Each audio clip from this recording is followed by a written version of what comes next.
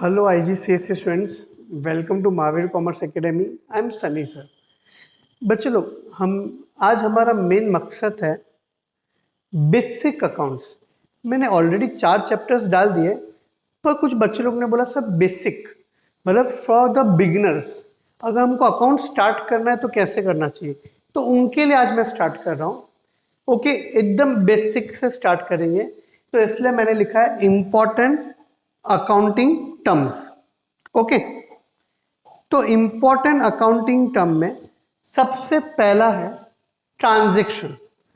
अब ट्रांजैक्शन क्या होता है एकदम आराम से समझते हैं। समझो फॉर एग्जांपल मेरा एसी का शॉप है, मेरी एसी की दुकान है। समझो फॉर एग्जांपल मेरा एसी का क्या है, शॉप है। मेरे एसी के शॉप में मिस्टर ए आया और मिस्टर ए ने मुझे बोला कि मुझे 2 एसी चाहिए, तो मैंने उसको बोला 1 एसी 25,000, तो 2 एसी का 50,000, ऐसा मैंने मिस्टर ए को बोला। और मिस्टर ए ने मुझे ऑन द स्पॉट 50,000 रुपीज दे दी। फिर मेरे शॉप में आया मिस्टर बी ने मुझे बोला कि मुझे 2 एसी चाहिए, मैं बोला 50,000। तो मिस्टर बी ने मुझे बोला मैं आपको पैसा 3 महीने बाद दूंगा। कभी दूंगा? 3 महीने बाद। अब आप मेरी बात समझो, ट्रांजैक्शन का मतलब होता है दो लोगों के बीच में एक्सचेंज होना, एक्सचेंज ऑफ गुड्स और services between 2 persons. Okay, there are basically 3 types of transaction. 3 types of transaction. Cash transaction जो मेरे और ए के बीच में हुआ, जिसमें ए ने मुझे ऑन द स्पॉट पैसा दिया, ऐसा भी बोल सकते हैं इमीडिएट पेमेंट। क्रेडिट ट्रांजैक्शन मतलब जहां पे पेमेंट होगा फ्यूचर में, फ्यूचर पेमेंट जो किसके बीच में हुआ, मेरे और बी के बीच में। मैंने ए को भी 2 एसी दिया, बी को भी 2 एसी दिया। ए ने मुझे ऑन द स्पॉट पैसा दिया, इसीलिए हम उसको क्या बोलेंगे, कैश ट्रांजैक्शन। बी मुझे पैसा कब देगा, फ्यूचर में, तो उसको हम क्या बोलेंगे, क्रेडिट ट्रांजैक्शन मतलब उधारी। अब समझो फॉर एग्जांपल एक व्यक्ति है जिसका नाम है सी, जिसका ज्वेलरी का दुकान है, वो मेरा नेबर है। तो मैंने क्या बोला, मैंने सी को बोला कि मैं आपको 2 एसी देता हूं, आप मुझे सामने डायमंड नेकलेस दे दीजिए। तो मैं क्या बोल रहा हूं, मेरे और सी के बीच में कुछ पैसे का लेन देन हुआ नहीं, सिर्फ क्या हुआ, only exchange. Only what? Only exchange. Sir क्यों ओनली एक्सचेंज? क्योंकि मैंने ईच एंड एवरीवन, मैंने सी को क्या दिया, 2 एसी दिया, और सी ने सामने मुझे क्या दिया, डायमंड नेकलेस। सबको समझता है?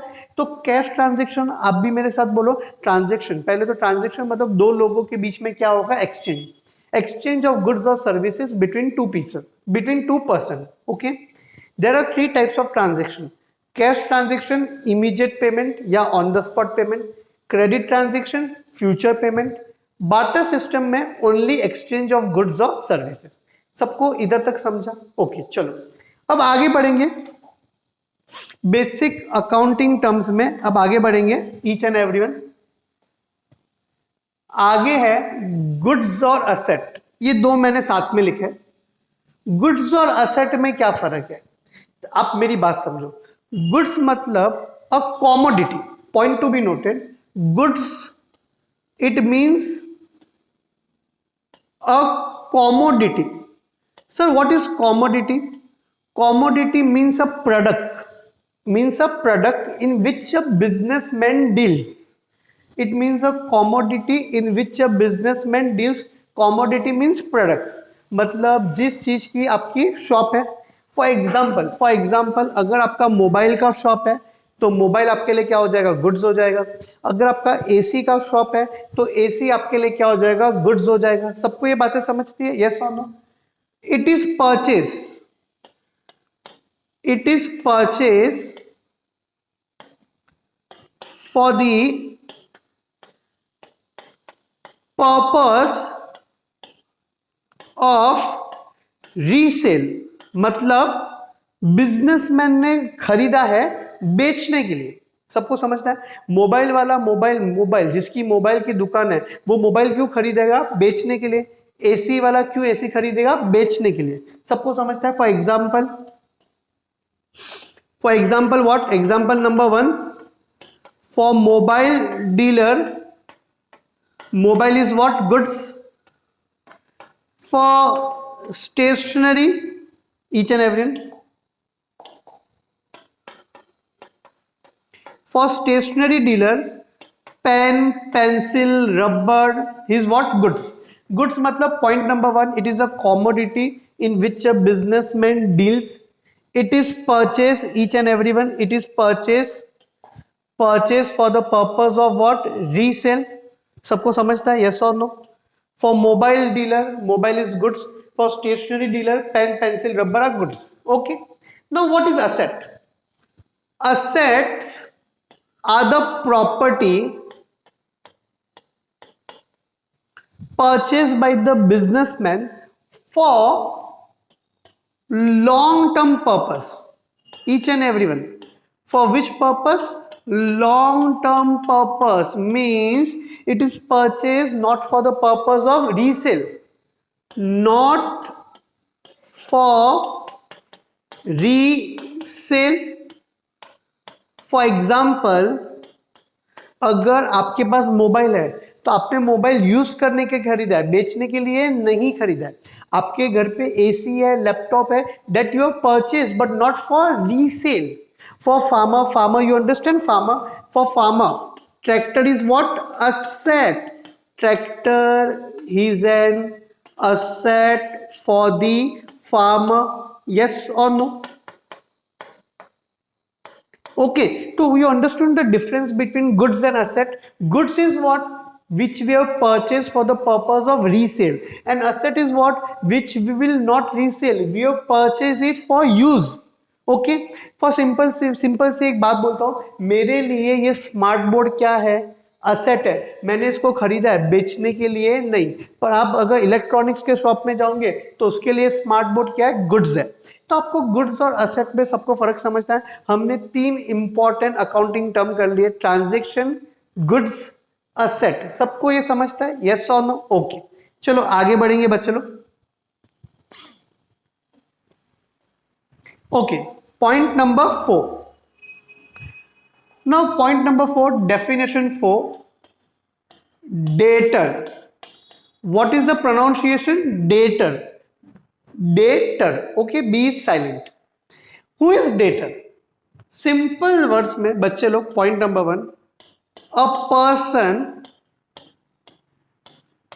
A person to whom which we have sold goods on credit. याद करो, क्रेडिट ट्रांजैक्शन में हमने मिस्टर बी को उधारी पे गुड्स बेचा, तो मिस्टर बी हमको 3 महीने बाद पैसा देगा, तो मिस्टर बी हमारा क्या हो जाएगा? Debtor. A person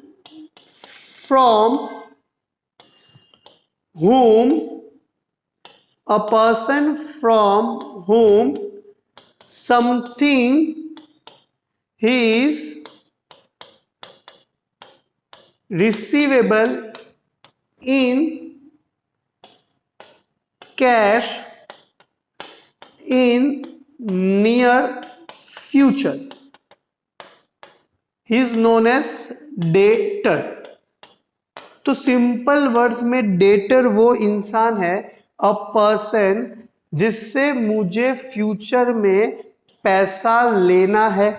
example, goods sold on credit to mister B, तो mister B is our debtor.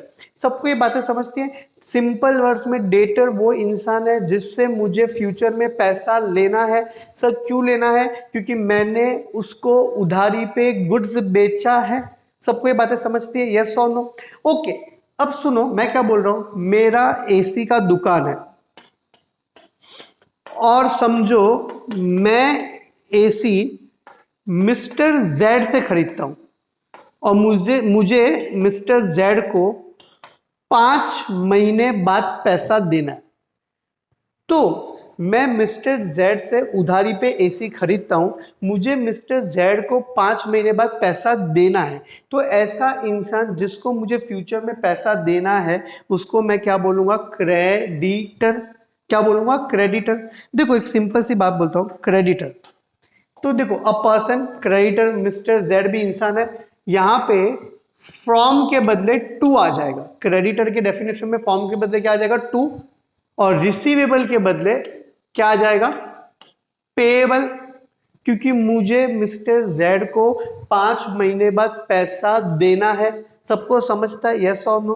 तो डेटर से पैसा लेना है और क्रेडिटर को पैसा देना है। हमको डेटर से पैसा क्यों लेना है? क्योंकि हम हमारे पॉइंट ऑफ व्यू सोचेंगे, हमारा बिजनेस है, क्योंकि हमने डेटर को उधारी पे गुड्स बेचा है और क्रेडिटर से हमने उधारी पे गुड्स लिया है। हमारे एग्जाम्पल में याद करो, मिस्टर बी था, क्रेडिट ट्रांजैक्शन। यस और नो? सिंपल वर्ड्स में बोलूं तो डेटर से पैसा लेना है और क्रेडिटर को पैसा देना है। यस और नो? चलो एक इंपॉर्टेंट बात बच्चे लोग,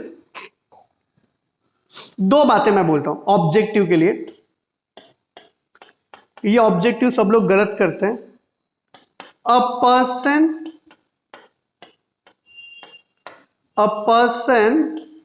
हु ओस टू अदर, ये वन वर्ड है एग्जाम में। और दूसरा है a person to whom other owes।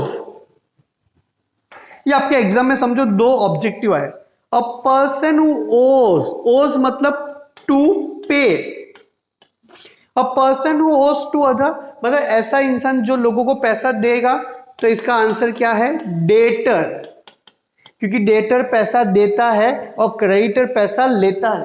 A person to whom other owes, owes का मतलब समझा? ओज मतलब टू पे। तो इसका आंसर क्या हो जाएगा? क्रेडिटर।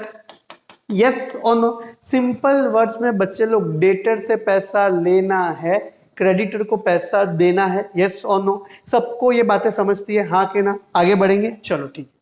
मतलब अब तक हमने क्या किया? हमने ट्रांजैक्शन किया, हमने गुड्स किया, हमने असेट किया, हमने डेटर किया, हमने क्रेडिटर किया। चलो आगे बढ़ेंगे। Definition number 6, bad debts. What is bad debts? Debtor mister B याद करो, जो 3 महीने बाद मुझे पैसा देने वाला है।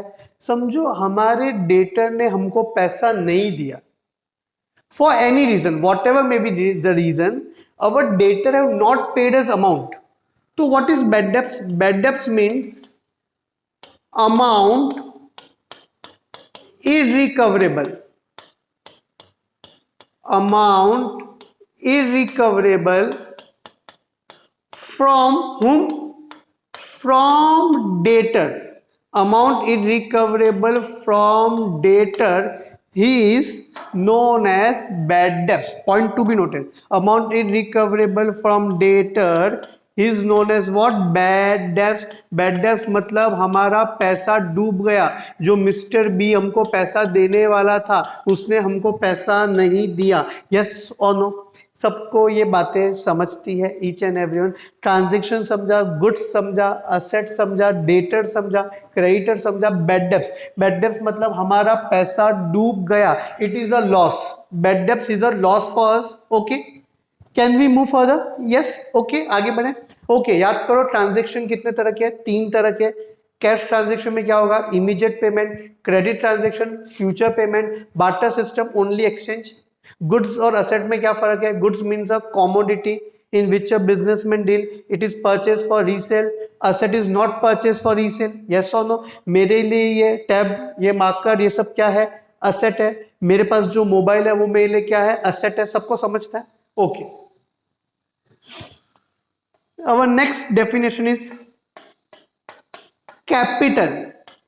What is capital? Capital, what is exactly capital का मतलब क्या है बच्चे लोग? समझो फॉर एग्जांपल, मुझे एक ज्वेलरी का बिजनेस स्टार्ट करना है, जिसके लिए मुझे 50 लाख कैश चाहिए। तो समझो मैं कौन हूं? अब मेरा नाम चेंज हो गया, मैं बिजनेसमैन हूं।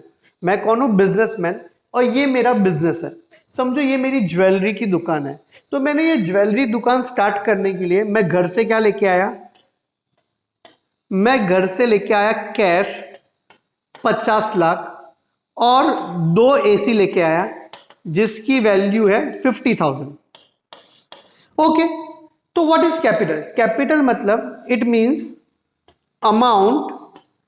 Amount invested, point to be noted, it means amount invested by whom? Businessman. Amount invested by businessman in his own business. Yes or no? Each and everyone, yes or no? Capital means what? It means amount invested by businessman in his own business. I am what? I am whom? Businessman. मैं कौन हूँ? Businessman. और ये मेरा क्या है? Business. मैंने 50 लाख रुपया मेरे बिजनेस में क्या किया? इन्वेस्ट किया। Yes or no? Each and everyone. Point number 2, it may be in the form of cash और काइंड। कैश मतलब जो 50 लाख मैं लेके आया, बराबर। सर काइंड मतलब मैं क्या लेके आया? 2 AC। काइंड मतलब होता है thing. What is the meaning of kind? Kind मतलब क्या होता है? Thing.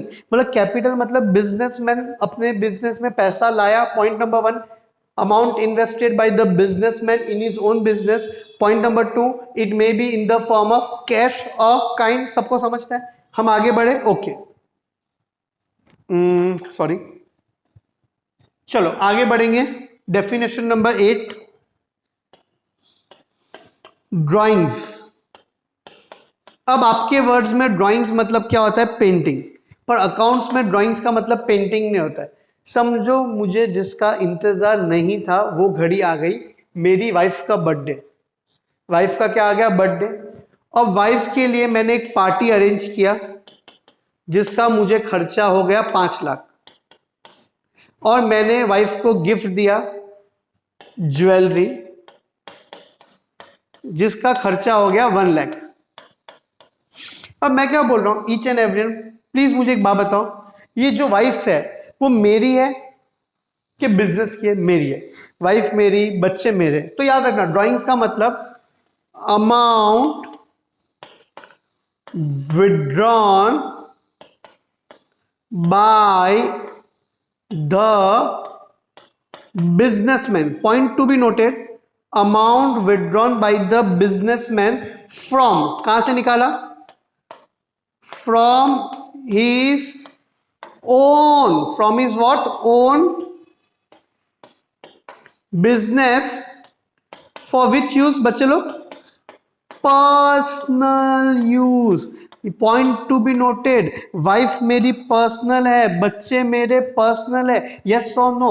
Amount withdrawn by the businessman from his own business, for which use? Personal use. Yes और no? It may be in the form of cash और kind. Cash मतलब जो 5 लाख मैंने निकाला। यस और नो? बराबर है कि नहीं? और काइंड मतलब ज्वेलरी। काइंड का मतलब क्या होता है? थिंग। यस और नो? सबको इधर तक समझा? हमने कितने इंपॉर्टेंट अकाउंटिंग टर्म्स देख लिए? 8।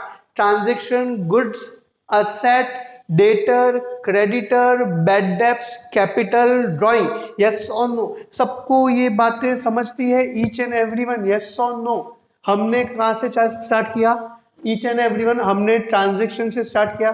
ट्रांजैक्शन 3 तरह के होते हैं, cash transaction, credit, barter. Cash में क्या होता है? On the spot. बार्टर में क्या होता है? फ्यूचर, सॉरी, क्रेडिट ट्रांजैक्शन में क्या होता है? फ्यूचर। और बार्टर में क्या होता है? Only exchange. यस और नो? गुड्स मतलब commodity, purchase for the purpose of resale. Asset मतलब property for long term purpose, not for resale. Yes और no? Transaction, goods, asset. Yes और नो? नेक्स्ट क्या था? Debtor, a person from whom something is receivable in cash.